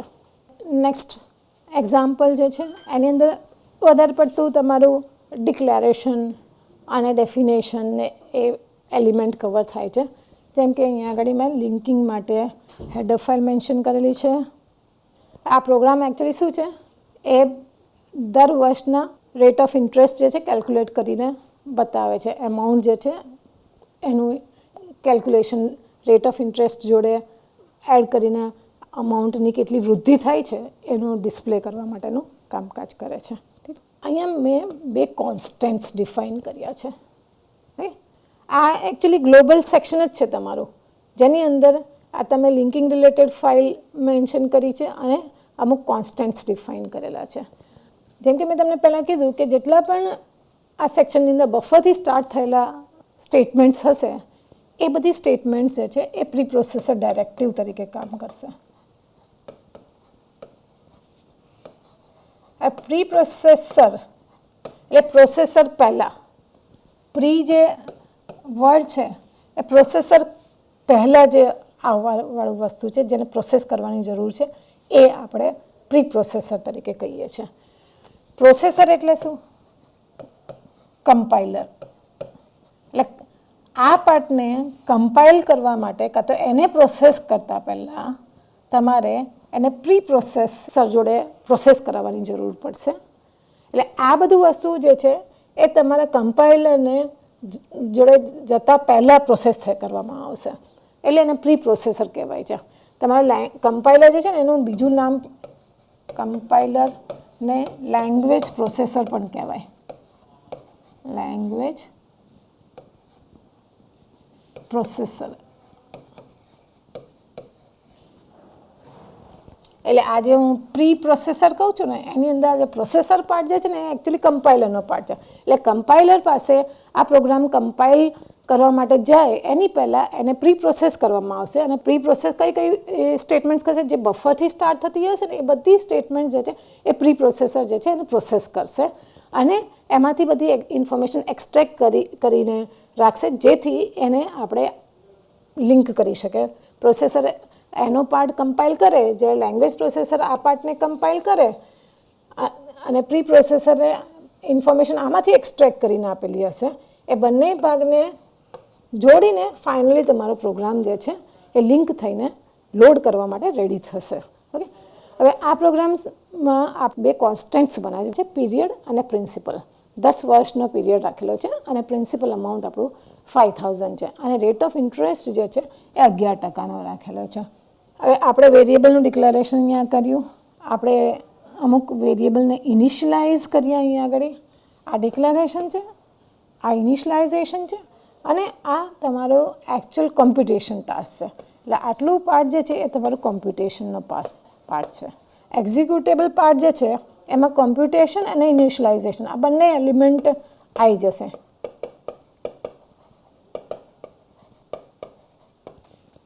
હવે while year is less than period, તમે યર અને અમાઉન્ટ ખાલી ડિસ્પ્લે કરો છો. એટલે પહેલા વર્ષે 0th વર્ષે તમે આ પ્રિન્સિપલ અમાઉન્ટ જે છે એ 5000 હતું.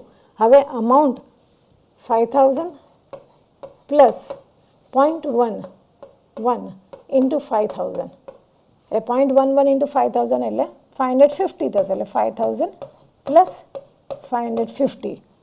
ઓકે, એટલે આ જે છે આના વડે 550 કેલ્ક્યુલેટ થશે. આપણે યર ઇન્ક્રીમેન્ટ કર્યું. હવે બીજા વર્ષે તમારું જે અમાઉન્ટ થશે એ 550નું થશે. એટલે અમાઉન્ટ ઇક્વલ્સ ટુ 5550 થઈ ગયું. અને જ્યારે ડિસ્પ્લે કરશો તો યર તમારું પહેલાં 0 હતું, અહીંયા યર 0 + 1 થયું, વિચ ઇઝ ઇક્વલ્સ ટુ 1. એટલે યર નંબર 1 એ તમારું જે અમાઉન્ટ હતું એ 5550 થઈ જશે. હવે ફરીથી આપણે જઈએ તો હવે તમારી પાસે અમાઉન્ટ જે છે 5550 છે, એને તમે પાછું 11% વડે મલ્ટીપ્લાય કરશો તો તમારું જે અમાઉન્ટ થશે એ 6160 હશે. અને યર તમારું 1 હશે, 1 + 1 થશે એટલે 2 થશે. અને એવી રીતના તમે આ લૂપ જે છે એ રન કરશો તો 10 વર્ષમાં તમારું અમાઉન્ટ આટલું થઈ જશે.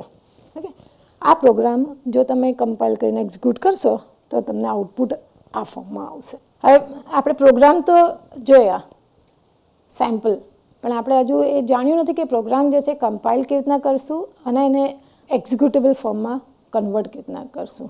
ઠીક છે, એટલે એની સ્ટેપ્સ જે છે એ પાછી કમ્પાઇલર ટુ કમ્પાઇલર અને operating system to operating system vary થઈ શકે છે. તમે વિન્ડોઝ એન્વાયરમેન્ટની અંદર તમારી પાસે જે કમ્પાઇલર્સ અવેલેબલ હોય, જેમ કે ટર્બો સી કે બોલેન સી છે, તો એમાં તમારે ઇન્ટરેક્ટિવ એન્વાયરમેન્ટ ઓલરેડી અવેલેબલ જ હોય છે. એટલે તમારે મેન્યુ ડ્રીવન ફંક્શન્સ અંદર અવેલેબલ હશે કે જેના દ્વારા તમે એ કરી શકો છો. અને જો તમે યુનિક્સ કાં તો લિનક્સ એન્વાયરમેન્ટમાં કામ કરતા હશો તો એ કેસમાં તમારે કમાન્ડ લાઇન આર્ગ્યુમેન્ટ્સ વડે આ ટાસ્ક પરફોર્મ કરવાનો રહેશે. અને મોર પ્રિફરેબલ જે તમારું એન્વાયરમેન્ટ છે સી પ્રોગ્રામ લખવા માટે અને એને એક્ઝિક્યુટ કરવા માટે છે, જે એન્વાયરમેન્ટ પ્રેફરેબલ છે એ લિનક્સ કાં તો યુનિક્સ છે. એટલે આપણે લિનક્સ એન્વાયરમેન્ટની અંદર કમ્પાઇલેશન કેવી રીતના થાય એનું આપણે પ્રોસેસ જોઈશું. કોઈ એડિટર દ્વારા તમે પ્રોગ્રામ બનાવ્યો છે, મેં તમને પહેલાં પણ કીધું કે VI કે ED આવા ટાઈપના એડિટર્સ યુનિક્સ એન્વાયરમેન્ટની અંદર અવેલેબલ હોય છે. તો તમારે જો પ્રોગ્રામ બનાવવો હોય તો તમારે શું કરવાનું, VI અને પછી ફાઇલ નેમ, જે પ્રોગ્રામનું નામ તમારે આપવું છે એ તમે લખશો. તો hello.c બનાવ્યો. તો તમને ટાઈપ કરવા માટેની ફેસિલિટી પ્રોવાઈડ કરશે. તમારે તમારો પ્રોગ્રામ એની અંદર ટાઈપ કરીને પછી તમારે એક્ઝિટ થઈ જવાનું રહેશે. એ તમે પાછા કમાન્ડ લાઇન ઉપર આવી જશો. એટલે તમારો કમાન્ડ લાઇન, સપોઝ આ કમાન્ડ લાઇન હતું યુનિક્સ એન્વાયરમેન્ટમાં જોશે ને તો તમને કોઈક આવું ટાઈપનું કમાન્ડ લાઇન ઓપ્શન આવશે જેના ઉપર તમે બધા કમાન્ડ લખશો. એ હવે તમે લખીને પછી બહાર નીકળ્યા છો તો પાછો તમને આવો ટાઈપનો પ્રોમ્પ્ટ આવી જશે. હવે આ પ્રોમ્પ્ટ ઉપર તમે CC hello.c લખશો તો એ કમ્પાઇલેશનનો ટાસ્ક પરફોર્મ કરશે. એટલે સ્ટાર્ટ તમે કેવી રીતે લખશો કે એડિટરમાં તમે પ્રોગ્રામ લખ્યો, પ્રોગ્રામ એન્ટર કર્યો, તમારો સોર્સ પ્રોગ્રામ બની ગયો છે. જેમ કે પહેલાં આપણે જે સેમ્પલ પ્રોગ્રામ્સ હતા અઝ્યુમ કરીએ છીએ કે તમે એ પ્રોગ્રામને ટાઈપ કરી નાખ્યા છે અને તમારી પાસે પ્રોગ્રામ અવેલેબલ થઈ ગયા છે. હવે તમે CC વડે એને કમ્પાઇલ કર્યો તો અહીંયા આ પોઝિશન ઉપર તમે કમ્પાઇલર સી કમ્પાઇલર જે છે એને કમ્પાઇલ કરીને તમે એને તૈયાર કર્યો છે. ઓકે, તો CC hello.c. હવે જો કમ્પાઇલેશન વખતે તમે કોઈ એરર કરી તો એ કેસમાં એ તમને એ એરરની લોકેશન બતાવશે કે આ પર્ટિક્યુલર લાઇન જે છે એમાં કોઈક સિન્ટેક્સ એરર છે. જેમ કે તમે મેઇન હતું, મેઇન તો લખવું તમારું મેન્ડેટરી રિક્વાયરમેન્ટ હતી. હવે printf હેલો લખીને તમે સેમિકોલન ભૂલી ગયા. હવે સી પ્રોગ્રામની જે સિન્ટેક્સ છે ને એ કહે છે કે તમારે દરેક લાઇન જે છે ને એને સેમિકોલનથી પૂરી કરવી. ઓકે, હવે મેં આ પ્રોગ્રામ લખ્યો એમાં printf સ્ટેટમેન્ટ લખી કાઢી છે પણ સેમિકોલન લખ્યું નથી. એટલે આ જે છે ને લેંગ્વેજની સિન્ટેક્સ એવું કહે છે કે સેમિકોલન લખવું જોઈએ પણ મેં નથી લખી. એટલે હું જે જ્યારે કમ્પાઇલ કરીશ ને ત્યારે એ સિન્ટેક્સ એરર જનરેટ કરશે. જો એ સિન્ટેક્સ એરર જનરેટ થાય તો તમારે શું કરવાનું, ફરીથી એડિટર ખોલવાનું, એડિટર યુઝ કરીને પ્રોગ્રામને ખોલવાનો, એ પ્રોગ્રામની અંદર તમારે પાછું સેમિકોલન એડ કરવાનું અને પછી ફરીથી તમે એને કમ્પાઇલ કરીને સિન્ટેક્સ એરર જે છે જ્યાં સુધી નીકળે નહીં ત્યાં સુધી એને કમ્પાઇલ કરતું રહેવાનું. એટલે આનાથી ફાઇનલી જ્યારે કમ્પાઇલેશન સક્સેસફુલ થશે ત્યારે તમને કોઈ પણ એરર મેસેજ આવશે નહીં અને તમારી એક ફાઇલ બનશે a.out. એ તમારી એક્ઝિક્યુટેબલ ફાઇલ હશે. સીની અંદર a.out જે છે એ એક એક્ઝિક્યુટેબલ ફાઇલ તમારી બનીને તૈયાર થશે. હવે આ a.out એક્ઝિક્યુટેબલ ફાઇલ જે બનતી હોય છે એ કારણ કે સીસી જે તમારું કમ્પાઇલર જે છે એ કમ્પાઇલર ઇનબિલ્ટ લિંકિંગની ફેસિલિટી પ્રોવાઈડ કરે છે. એટલે જે હેડર ફાઇલ તમારી stdio.h હેડર ફાઇલમાં જે પ્રિન્ટએફ ફંક્શન છે એ પ્રિન્ટએફ ફંક્શન જે છે એ તમારા પ્રોગ્રામ જોડે લિંક કરી દેવામાં આવશે. એને એ સીસીના કમાન્ડમાં જ આ ટાસ્ક પરફોર્મ થઈ જાય છે. એટલે યુનિક્સની અંદર સીસી જે કમ્પાઇલર છે સી કમ્પાઇલર એ લિંકિંગ અને કમ્પાઇલિંગ એટલે એક્ઝિક્યુટેબલ ફાઇલ જનરેટ કરવાનું અને એને લિંક કરવાનો પણ ટાસ્ક જે છે એ પરફોર્મ કરે છે. એટલે લિંકિંગમાં ઓબ્જેક્ટ ફાઇલ્સ લિંક થતી હોય એ તમારી જે hello.c છે એ hello.o ફાઇલ અંદર ઇન્ટરમીડિયેટ બની હશે. એ hello.o પ્રિન્ટએફ ફંક્શનના જે ઓબ્જેક્ટ ફાઇલ્સ હશે એની જોડે લિંક કરીને ફાઇનલી એ બધું લિંક થઈને એક્ઝિક્યુટેબલ ફોર્મમાં આવી રીતે તમને અવેલેબલ થશે a.out ઓબ્જેક્ટ ફાઇલના ફોર્મમાં. ઓકે, હવે જો આ પ્રોગ્રામની અંદર બીજી કોઈ ટાઈપની એરર ન હોય તો એ કેસમાં તમને આઉટપુટ જનરેટ તમે એને એક્ઝિક્યુટ કરશો એને એ જ લોકેશન જ્યાં આગળ તમારી ફાઇલ બની છે એ લોકેશન કરંટ લોકેશન છે એમાં તમે જો એને એક્ઝિક્યુટ કરશો તો એને આઉટપુટ જનરેટ કરીને આપશે. પણ પોસિબલ છે કે તમે કંઈક સમજ્યા અલગ હોય અને તમે પ્રોગ્રામ જે બનાવ્યો છે કોઈક અલગ બનાવ્યો છે. જેમ કે હું તમને પ્રાઇમ નંબરનો પ્રોગ્રામ બનાવવાનું કહું છું પણ તમે કરો છો શું ઓડ અને ઇવનનો પ્રોગ્રામ બનાવીને આપો છો. હવે કમ્પાઇલેશન વખતે એને એ કંઈ સી કમ્પાઇલરને એ ખબર નથી કે તમે પ્રોગ્રામ પ્રાઇમ નંબરનો બનાવ્યો છે કે તમે ઓડ ઇવનનો પ્રોગ્રામ બનાવ્યો છે. એટલે જે છે વાપરનારાને જ ખબર છે કે આ પ્રોગ્રામ જે છે એ પ્રાઇમ નંબર માટે છે કે પછી એ ઓડ ઇવન નંબર માટે છે. એટલે સિન્ટેક્ટિકલી તમારો પ્રોગ્રામ જે છે એ કદાચ સાચો હોય એટલે તમે કમ્પાઇલેશનમાં આગળ સક્સીડ કરશો જ. એ એક્ઝિક્યુટેબલ કોડ પણ બનાવી દેશે એનો કોઈ જ પ્રોબ્લેમ નહીં થશે નહીં. પણ જ્યારે તમે પ્રોગ્રામમાં કોઈ વેલ્યુ એન્ટર કરો એટલે લેટ્સ સે હું એમ કહું કે 30. હવે મારે આનું એ જાણવું હતું કે આ નંબર છે જે પ્રાઇમ છે કે કોમ્પોઝિટ છે. તો મને આઉટપુટ શું આપે છે the number is even number. હવે આ જે છે એ આઉટપુટ મારી એક્સપેક્ટેશન નહોતી. મારી એક્સપેક્ટેશન તો એક કોમ્પોઝિટ છે એવું ટાઈપનું હતું પણ એ મને ઇવન નંબર તરીકે આઉટપુટ આપે છે. એટલે સિન્ટેક્ટિકલી કોઈ પ્રોબ્લેમ નહોતો આ પ્રોગ્રામની અંદર. તમે પ્રોગ્રામ તો પ્રોપરલી જ લખેલો હતો પણ એ પ્રોગ્રામ જે છે એ જે કરે છે એટલે સિમેન્ટિકલી એ પ્રોગ્રામ જે છે જે મારે જોઈએ છે નથી કરતું. ઓકે, એટલે એનો મિનિંગ જ ચેન્જ થઈ જાય છે. તમે પ્રાઇમ નંબરની જગ્યાએ જ્યારે તમે એને ઓડ ઇવનની કેટેગરીમાં મૂકી દો છો તો જે મિનિંગ નીકળવો જોઈએ એ પ્રોગ્રામનો એ મિનિંગ ચેન્જ થઈ જાય છે. હવે એ મિનિંગ આઈડેન્ટિફાઈ કરવાનું કામ જે છે કમ્પાઇલર નથી કરતું. એ તો જે વાપરનારું વ્યક્તિ છે એ જ એને સમજી શકે કે મારે જે જોઈએ છે મને મળે છે કે નથી મળતું. તો આ બધી જે કેટેગરી આ જે બધી એરર્સ છે કે પ્રાઇમની જગ્યાએ કોમ્પોઝિટ બની ગયો એ લોજિકલ એરર કહેવાય.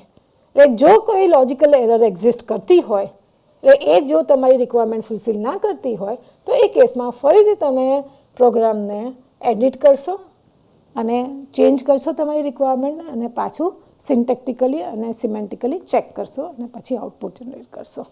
રાઈટ, તો આ છે તમારો પ્રોગ્રામનો એક્ઝિક્યુશન. હવે કોઈ પણ પ્રોગ્રામની અંદર મલ્ટિપલ ફાઇલ્સના હોવાના સ્કોપ રહે છે. ઓકે, એટલે મેં તમને એક એક્ઝામ્પલ બતાવ્યું હતું જેની અંદર હું મારા ફંક્શન જે છે એ અલગ અલગ ફાઇલની અંદર એક્ઝિસ્ટ કરે છે. મારું મેઇન જે છે P1ની અંદર એક્ઝિસ્ટ કરતું હતું.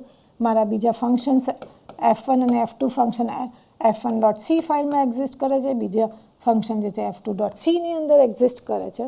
સપોઝ તમારે પાસે ઘણી બધી સી ફાઇલ્સ આવી બનાવી છે તમે, અને એ એક જ પ્રોગ્રામનો ભાગ છે. તમારો જે મોટિવ છે એ એક જ છે, આ બધા પ્રોગ્રામને યુઝ કરીને. ઠીક છે. તો એ કેસમાં તમે એનું કમ્પાઇલેશન કેવી રીતના કરશો?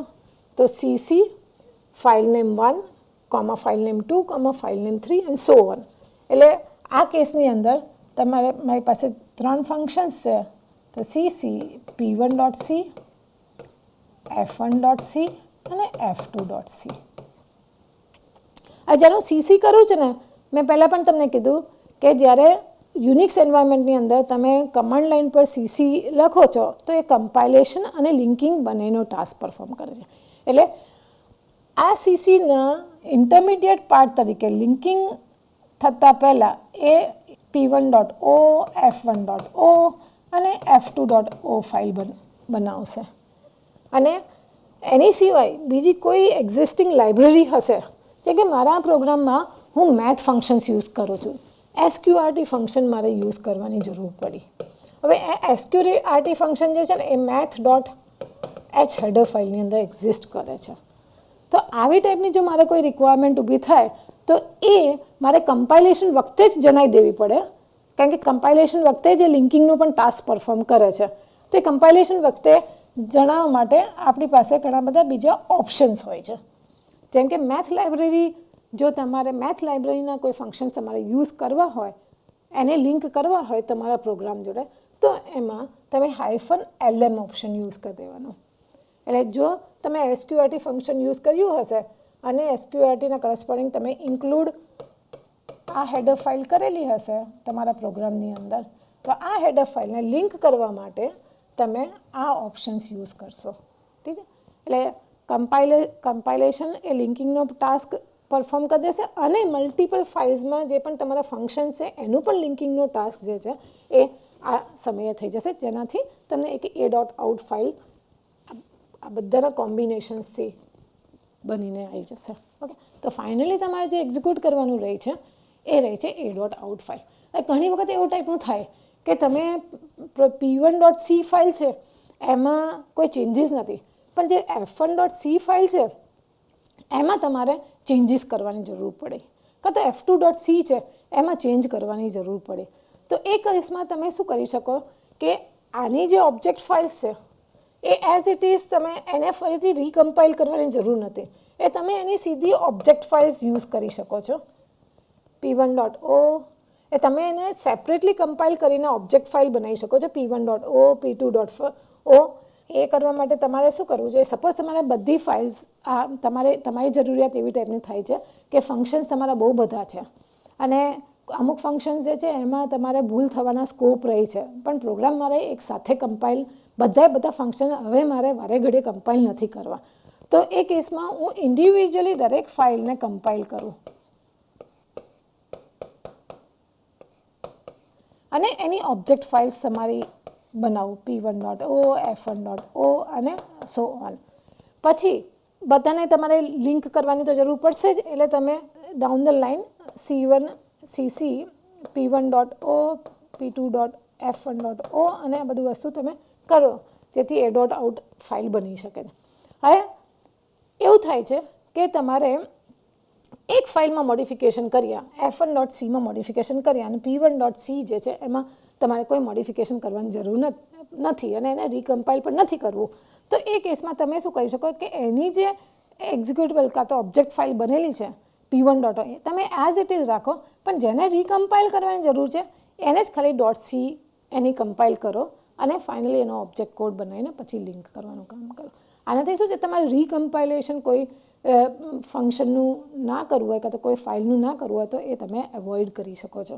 આપણે જોયું કે સીનો બેઝિક સ્ટ્રક્ચર શું છે, સીના પ્રોગ્રામ્સ કેવી રીતના લખવામાં આવે છે, એને કેવી રીતે તમે ડોક્યુમેન્ટ કરવું જોઈએ.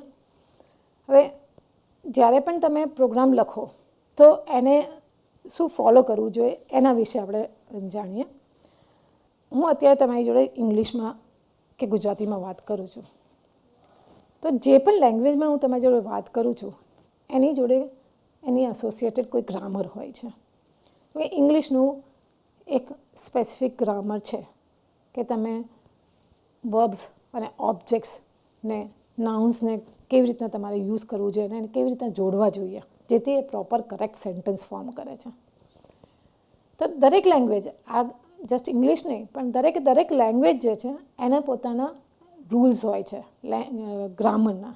એ તમે ગ્રામરના રૂલ્સ ફોલો કરો તો એ કેસમાં તમારા સેન્ટેન્સ જે છે એ ગ્રામેટિકલી કરેક્ટ સેન્ટેન્સ બને છે. એવી રીતના સપોઝ તમારે કમ્પ્યુટરમાં કોઈ પ્રોગ્રામિંગ લેંગ્વેજ યુઝ કરવી હોય તો એ પ્રોગ્રામિંગ લેંગ્વેજના પણ પોતાના રૂલ્સ હોય, એના પોતાના ગ્રામર હોય. એ ગ્રામર જો તમે ફોલો ન કરો તો એ કેસમાં એ તમને સિન્ટેક્સ એરર જનરેટ કરે. આપણે જે કમ્પાઇલેશન પ્રોસેસ જોઈએ તો કમ્પાઇલેશન પ્રોસેસની અંદર એક જગ્યાએ આપણે એવું મેન્શન કર્યું હતું કે પ્રોગ્રામ લખતી વખતે સેમિકોલન મિસિંગનું એક્ઝામ્પલ તમને ઇલસ્ટ્રેટ કર્યું કે સેમિકોલન મિસ થયું હોય તો એ સિન્ટેક્સ એરર છે. એટલે એ આ લેંગ્વેજની રિક્વાયરમેન્ટ છે કે મારો દરેક સેન્ટેન્સ જે છે એ સેમિકોલનથી એન્ડ થવો જોઈએ. જો એ સેન્ટેન્સ સેમિકોલનથી એન્ડ ન થાય તો મારો સેન્ટેન્સ જે છે એ ગ્રામેટિકલી ઇનકરેક્ટ છે. ઓકે, એટલે દરેક પ્રોગ્રામિંગ લેંગ્વેજની પણ પોતાની સિન્ટેક્સ હોય છે. ઓકે, એને કોઈ સેટ ઓફ રૂલ્સ ફોલો કરવા પડતા હોય છે.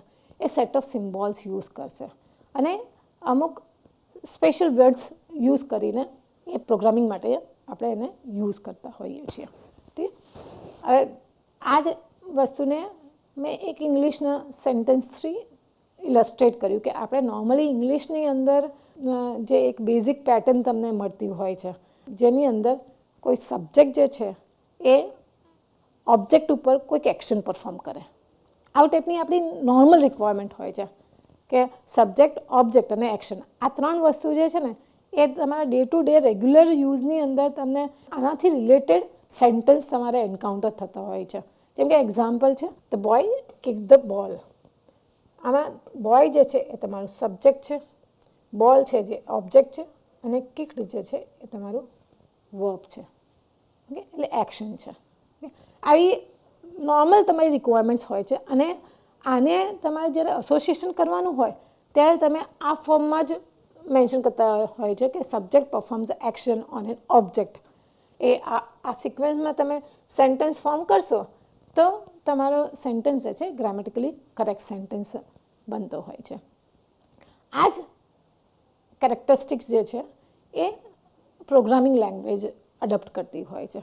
એને પણ એક સેટ ઓફ રૂલ્સ, આજે આપણે લખ્યું કે સબ્જેક્ટ, એક્શન, ઓબ્જેક્ટ, આ એક રૂલ જ છે, એ ઇંગ્લિશ લેંગ્વેજનો રૂલ છે. એવી રીતના પ્રોગ્રામિંગ લેંગ્વેજ પણ એ આવા ટાઈપના રૂલ ફોલો કરીને જ બનાવવામાં આવતા હોય છે.